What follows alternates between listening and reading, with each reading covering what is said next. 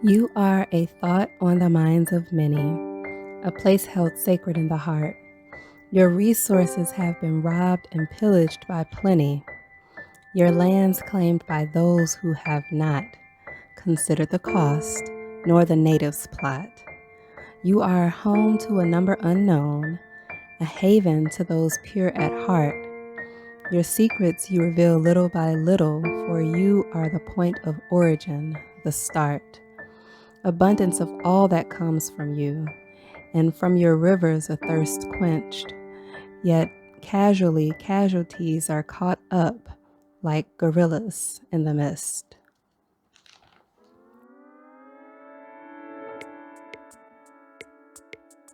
Dear 40, month 5 of this beautiful experience of living on the continent of Africa, more specifically in Tanzania. And folks, we've been lied to. Hear me out. Growing up, I clearly recall seeing these feed a child for $1 a day commercials. The face of the movement during my time was Sally Struthers, an actress who had a role on All in the Family and years later on Gilmore Girls. Allow me to set the scene for these commercials. Sally Struthers, dressed in full safari attire, walks through what appears to be a dusty, ambiguous African village. Cut to a malnutrition child, abdomen distended, flies on their face. A mother holding her toddler, seemingly barely able to take another breath, clinging on to life. The script was something along the lines of, every year, 10 million children won't live to see their 3rd birthday, and another 5 million will be gone by their 5th birthday. In the commercial, she went on to talk about unlivable conditions and sanitation issues in these villages, finally landing on asking for donations to improve the living conditions of children in impoverished areas. Sponsor a child for just 71 cents a day and you'll receive a picture of the child you sponsored and a letter from him or her. The commercials were a part of the Christian Children's Fund and Save the Children Federation.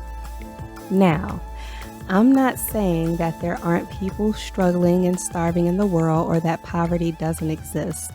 What I am saying, from what I've seen being here with my own eyes, is that whether someone lives in a smaller community, a village, or a more modern home, food seems to be everywhere. Coconut trees, papaya trees, banana trees, greens, mangoes, lots of mangoes. Another observation, many people here are well-versed in agriculture or know someone who is well-versed in agriculture and gardening.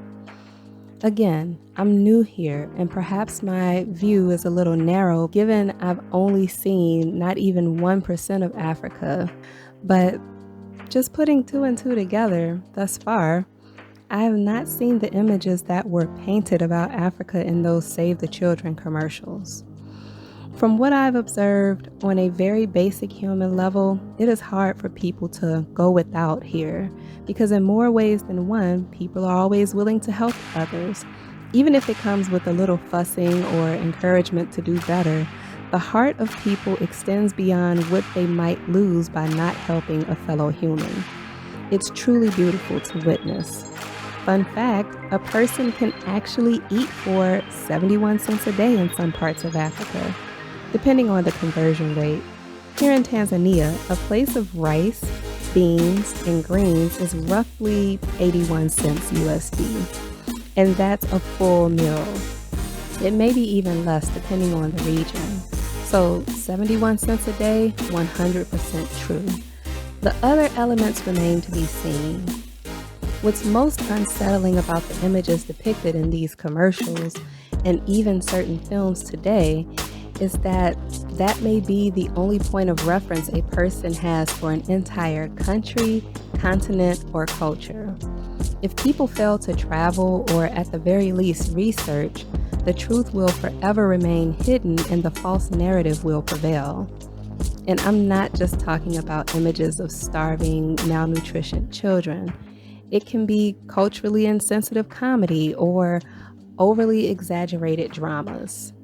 The images leave impressions and suggestions about people and places that, at the end of the day, need to be taken with a few grains of salt.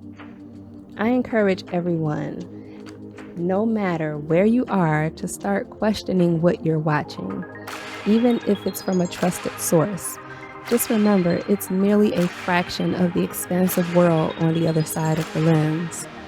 I'm thankful I decided to step out on faith and trust where I was being led to go. Not only has it added to the fullness of my life, but it has come with quite a few surprises. I'll share more of those in a later episode. In the meantime, question everything, even your questions. Question them. Digging just a little bit deeper, one question I've asked myself is why has some of the images or portrayals of life in certain places been deliberately downplayed, or seemingly so rather? Either way, I maintain, question everything, research, and still take all things with a few grains of salt. Thanks for listening. Join me next week for the next episode of Dear 40.